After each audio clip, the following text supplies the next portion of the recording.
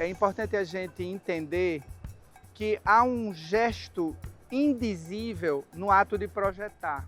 E esse ato, ele é formado justamente por aquilo que a gente não consegue materializar, mas aquilo que a gente consegue sentir, né? É a relação de luz e sombra, é o silêncio entre os materiais, é a forma como o espaço acolhe quem chega nele.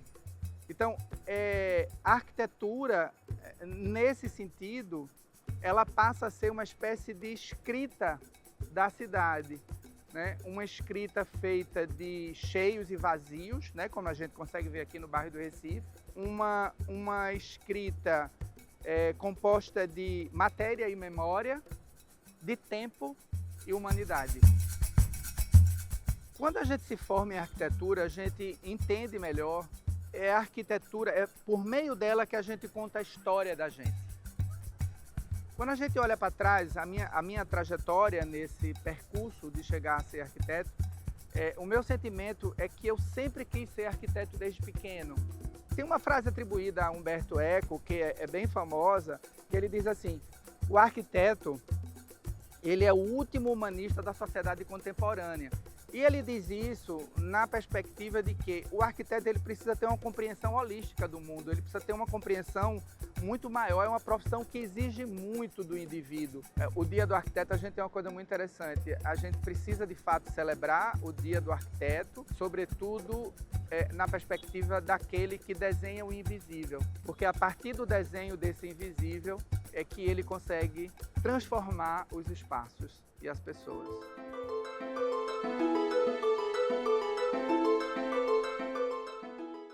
A gente traz um outro filósofo, que é Evaldo Coutinho, quando ele diz que o vazio é o elemento essencial da arquitetura, porque é no vazio a luz entra, a luz penetra, né? A luz ela preenche, é no vazio que os corpos se movimentam e é nesse vazio que as emoções acontecem, que a vida habita e que a vida se transforma.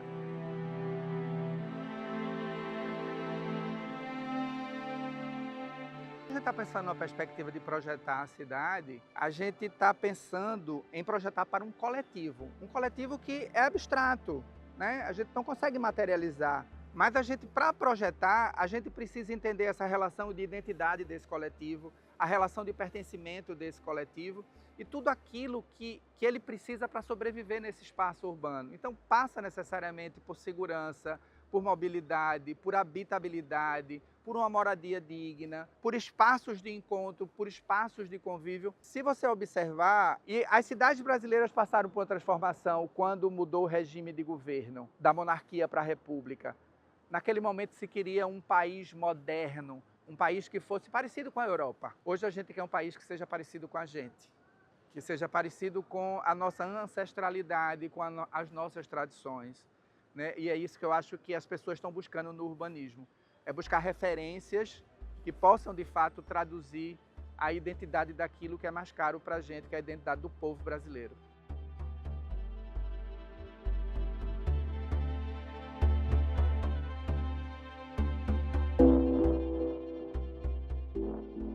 Do mesmo jeito que a gente fala dos cheios e vazios, do mesmo jeito que a gente fala de que é no espaço que a emoção acontece, tudo isso é permeado pela cor na arquitetura, né? E se a gente levar em consideração as nossas tradições, as nossas cidades eram coloridas, os nossos povoados eram coloridos. A cor ela está impregnada e impressa na nossa cultura, nas nossas tradições, tanto dos povos indígenas como dos povos de África que aqui chegaram e que se misturaram com a gente. Sem cor, o mundo não existe.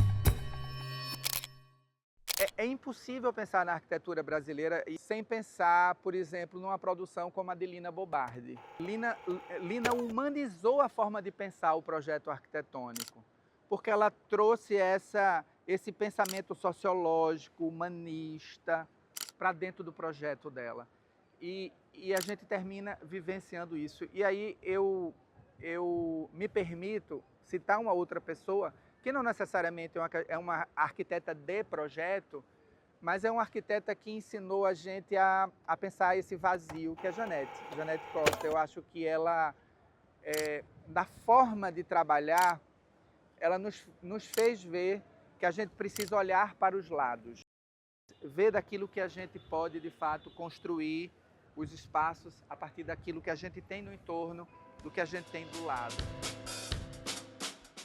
Eu acho que essa redescoberta pela cidade, desse convívio na cidade, com a criação de parques, jardins, espaços de convívio, esse momento que a gente está vivendo hoje na cidade, em vários locais, né, tudo tem essa relação de caminhabilidade, de você usar o espaço da cidade, visitar mais, sair mais para esse ar puro, como você disse, sair da frente do computador e vir para o espaço real, aquilo que você habita. Eu li recentemente também que a palavra mutirão, ela vem de uma tradição indígena. Eles sempre pensaram no coletivo antes do individual. Eu acho que a gente hoje está precisando criar essa miscigenação entre esses olhares e esses saberes. É impossível você pensar numa perspectiva de futuro na arquitetura sem pensar numa formação continuada.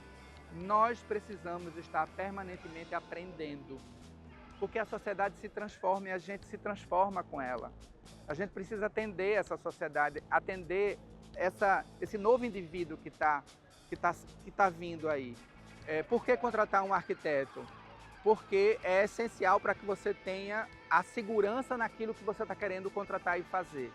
Então, isso passa necessariamente por um responsável técnico com as habilidades necessárias para atender aquilo que você está querendo ter. Então, você tem a certeza de que aquela casa vai funcionar corretamente, aquele espaço corporativo vai funcionar corretamente e vai lhe atender naquilo que você precisa para o seu negócio, para a sua moradia, para o seu viver. Sem esse conhecimento e essa habilidade, a gente está sujeito ao insucesso. De fato, o arquiteto, para mim, é um agente de transformação social. Então, eu me sinto, de fato, arquiteto quando eu consigo transformar a vida das pessoas para melhor.